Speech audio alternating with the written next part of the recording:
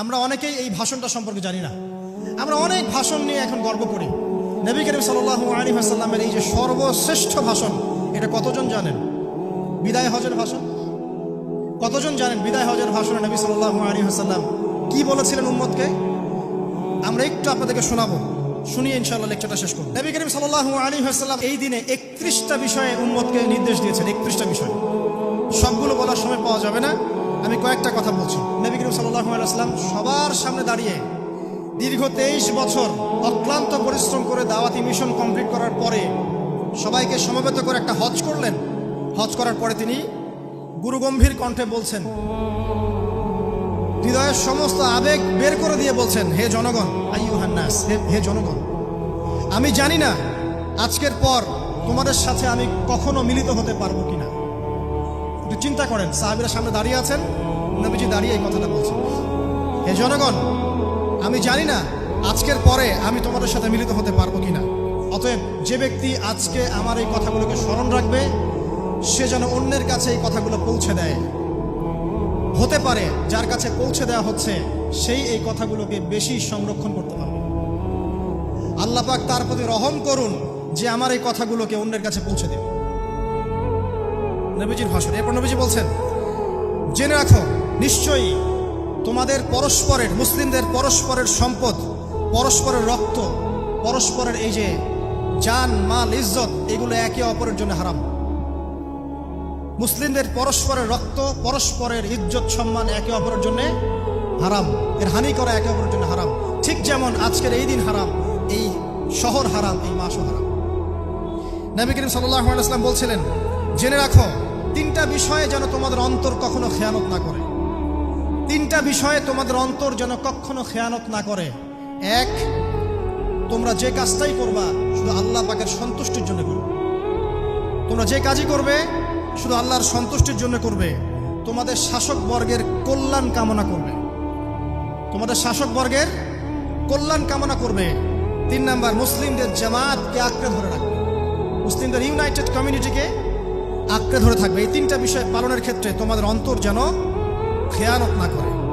এদিন সূর্য ঢলে যাওয়ার পরে নবী সাল্লাল্লাহু আলাইহি ওয়াসাল্লাম আরো বললেন, শুনে রাখো হে মানব জাতি, এটা ভালো করে শোনেন, শুনে রাখো হে মানব জাতি, নিশ্চয়ই আমি মুহাম্মদ সাল্লাল্লাহু আলাইহি ওয়াসাল্লাম জাহেলি যুগের যত কুপ্রথা আছে সমস্ত কুপ্রথাকে আমার পায়ের তলে পিষ্ট করে গেল।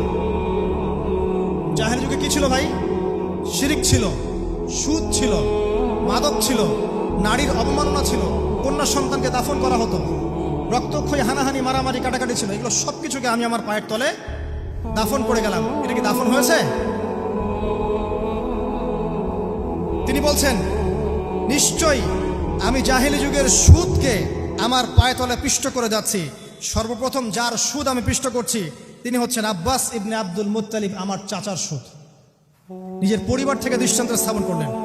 তিনি আরো বললেন, হে উপস্থিত জনগণ, তোমরা মেয়েদের ব্যাপারে সতর্ক থাকবে এবং তোমাদের স্ত্রীদের ব্যাপারে সতর্ক থাকবে, তাদের হকের ব্যাপারে সতর্ক থাকবে, কেননা তোমরা তাদেরকে আল্লাহর কালিমার মাধ্যমে হালাল করে নিয়েছো। অতএব তাদের ব্যাপারে তোমরা সতর্ক থাকবে। তোমাদের উপর তাদের হক হচ্ছে তোমরা যা খাবে, যা পরবে, তাদেরকেও তাই খাওয়াবে, তাই পরাবে। আর তাদের উপর তোমাদের হক হচ্ছে তারা তোমাদের বিছানায় এমন কাউকে আসতে দিবে না যাদেরকে তোমরা অপছন্দ করো। নবী করিম সাল্লাল্লাহু আলাইহি ওয়াসাল্লাম আরো বলছেন, এই দিন আইয়ুহান নাস, হে মানব জাতি, তারাকতু ফিকুম আমরাইন, জেনে রাখো আমি তোমাদের সামনে মাত্র 2টো বস্তু ছেড়ে গেলাম। কয়টা বস্তু? লাম তাদিল্লু মা তামাসসাকতুম বিহিমা, তোমরা কোনোদিন পথভ্রষ্ট হবে না যতদিন এই 2টা বস্তুকে আঁকড়ে ধরে থাকবে। কিতাব আল্লাহ, আল্লাহর কিতাব, ওয়া সুন্নতি নবীহি, এবং তার নবীর সুন্নাহ। তিনি আরো বললেন, আল মুসলিম, জেনে রাখো প্রকৃত মুসলিম সে ব্যক্তি, মান সালিমাল মুসলিমুনা মিন লিসানিহি ওয়া ইয়াদিহি, যে ব্যক্তির হাত এবং জবান থেকে অন্য মুসলিম নিরাপদ থাকে সেই ব্যক্তি হচ্ছে প্রকৃত মুসলিম। আল মুহাজির, আর প্রকৃত মুহাজির সে ব্যক্তি, মান হাজারা মা নাহাল্লাহু আন, আল্লাহ পাক যা নিষেধ করেছেন সেখান থেকে যে দূরে থাকে সেই ব্যক্তি প্রকৃত মুহাজির, মানে হিজরতকারী। তিনি আরো বললেন, মনে রেখো আমি তোমাদের সবার আগে হাউজে কাউসারে চলে যাব, সুবহানাল্লাহ, এবং সেখানে আমি তোমাদের জন্য অপেক্ষা করতে থাকবো। অতএব শোনেন, অতএব তোমরা আমার চেহারাকে কালিমালিপ্ত করো না, মানে আমার চেহারায় কালিমালিপ্ত করো না, আমার নাম নষ্ট করে দিও না। আমি তোমাদের সংখ্যাধিক্য দেখে আল্লাহর কাছে গর্ব করব, আমাকে তোমরা অপমানিত করো না। আজকে কি আমরা তার দায়িত্ব পালন করে উম্মাহ হতে পেরেছি? নবীজি বলেছেন, তা আমার চেহারাকে কালিমালিপ্ত করো না। সুবহানাল্লাহ। তিনি বলছেন, ওই সময় কিছু মানুষ থেকে আমি মুক্ত হয়ে যাব, আর কিছু মানুষ আমার থেকে মুক্ত হয়ে যাবে। বলা হলো, কারা ইয়া রাসূলুল্লাহ? তিনি বলছেন, আল্লাহ পাককে আমি বলবো, ইন্নাহুম মিন্নি, হে আল্লাহ, এরা আমার উম্মাহ, এরা আমার উম্মত, আমার সাহাবী। আল্লাহ পাক বলবেন, ইন্নাকা লা তাদরি মা আহদাসা বা'দাক, তুমি জানো না হে নবী, তোমার মৃত্যুর পর এই মানুষগুলো, পরবর্তী মানুষগুলো তোমার দিনের মধ্যে কত বেদাত সংযোজন করেছিল। তিনি আরো বলেছিলেন, হে জনগণ, জেনে রাখো, প্রত্যেক পরিবারের জন্য প্রতি বছর একটা করে পশু জবাই করার বিধান। প্রত্যেক পরিবারের জন্য, সামর্থ্যবান পরিবারের জন্য প্রত্যেক বছর একটা করে পশু জবাই করার বিধান রয়েছে। তিনি আরো বললেন, মনে রাখো, একজনের অপরাধের শাস্তি আর একজন কখনো পাবে না। আর বাবার দোষে ছেলে কখনো দুষ্ট হবে না, ছেলের দোষে বাবাও কখনো অপরাধী হবে না। তিনি আরো বললেন, জেনে রাখো হে মানব জাতি, নিশ্চয়ই শয়তান এই বিষয় থেকে নিরাশ হয়ে গেছে যে তোমরা শয়তানের ইবাদত করবে। শয়তান নিরাশ হয়ে গেছে, কিন্তু শয়তান নিরাশ হয়নি একটা বিষয় থেকে, যে তোমরা একে অপরে হানাহানি, কাটাকাটি, ফিতনা, ফাসাদে ব্যস্ত থাকবে, যেমনটা এখন আমরা করছি। আমরা কিন্তু সরাসরি কখনো শয়তানের ইবাদত করছি না, করছি? কিন্তু মুসলিমরা এখন পরস্পরে হানাহানি, কাটাকাটি, ফাসাদে লিপ্ত আছে। তিনি আরো বললেন যে একজন মুসলিমের জন্য হালাল নয় অন্য মুসলিমের সম্পদ আত্মসাৎ করা, যতক্ষণ না সে স্বেচ্ছায় খুশি মনে তোমাকে সম্পদ প্রদান করে। অতএব তোমরা একে অপরের প্রতি জুলুম করবে না। তিনি আরো বললেন, সাবধান, আমার ইন্তেকালের পরে তোমরা একে অপরের গর্দান উড়িয়ে কাফের হয়ে যেও না। সাবধান, আমার ইন্তেকালের পর তোমরা একে অপরের গর্দান উড়িয়ে কাফের হয়ে যেও না। তিনি আরো বলেছেন, একজন মুসলিম আরেকজন মুসলিমকে গালি দিতে পারে না। যদি একজন মুসলিম আরেকজন মুসলিমকে গালি দেয়, এটা হচ্ছে ফাসিকি। এবং একজন মুসলিম যদি আরেকজন মুসলিমের সাথে যুদ্ধ করে, এটা হবে এক প্রকার কুফরি। তিনি আরো বলেছেন, হে জনগণ, জেনে রাখো, আমার পরে কোনো নবী নেই, আর আমার পরে তোমরা ব্যতীত আর কোনো উম্মত নেই। এর চেয়ে স্পষ্ট কথা হতে পারে? আমার পরে কোনো নবী নেই, আর আমার পরে তোমরা ছাড়া কোনো উম্মত নেই। তাহলে আমরা যখন নতুন নতুন নবী বানিয়ে নিচ্ছি, কোনো কোনো ক্ষেত্রে বলছি, একজন ব্যক্তি ছিলেন, সে নিজে ঈসাও ছিল, সে মাহদিও ছিল, সে নবীও ছিল। দিন দিন মানুষ এই খাতায় নাম লেখাচ্ছে। সুবহানাল্লাহ। সর্বশেষ তিনি বললেন যে, যদি তোমাদের উপরে, হে মানব জাতি, জেনে রাখো, যদি তোমাদের উপরে একটা নাক কাটা কালো কুৎসিত কোনো আমির বা শাসকও চলে আসেন, এবং সে যদি তোমাদেরকে আল্লাহর রাস্তায়, আল্লাহর কিতাব সুন্নাহ অনুযায়ী পরিচালিত করেন, তোমরা অবশ্যই তার আনুগত্য করবে, তার বিরুদ্ধে বিদ্রোহ করবে, তার আনুগত্য করবে। জেনে রাখো, শেষে তিনি বলেন, জেনে রাখো হে মানব জাতি, আজকে থেকে কুল্লুকুম মিন আদম, তোমরা সবাই আদম সন্তান, ওয়া আদামু মিন তুরাব, আর আদম হচ্ছে মাটির সন্তান। আরবের উপর অনারবের, অনারবের উপর আরবের, সাদার উপর কালোর, কালোর উপর সাদার, লালের উপর কালোর, অথবা কালোর উপর লালের কোনো রকম প্রাধান্য নাই। ইল্লা তাকওয়া, শুধু তাকওয়া ব্যতীত। যে ব্যক্তি বেশি মুত্তাকি, সে আল্লাহর কাছে বেশি মর্যাদার অধিকারী হবে ইনশাআল্লাহ তাআলা। সর্বশেষ তিনি আঙ্গুলটা উঁচু করলেন, নিজের শাহাদাত আঙ্গুল উঁচু করে আকাশের দিকে তাকালেন, এরপর জনগণের দিকে তাকালেন, তাকিয়ে বললেন যে, তোমাদের ব্যাপারে, হে জনগণ, তোমাদের ব্যাপারে আমাকে আল্লাহ জিজ্ঞাসা করবেন। ফামা আনতুম কাইলুন, তোমরা ওই সময় কি বলবে আমার সম্পর্কে?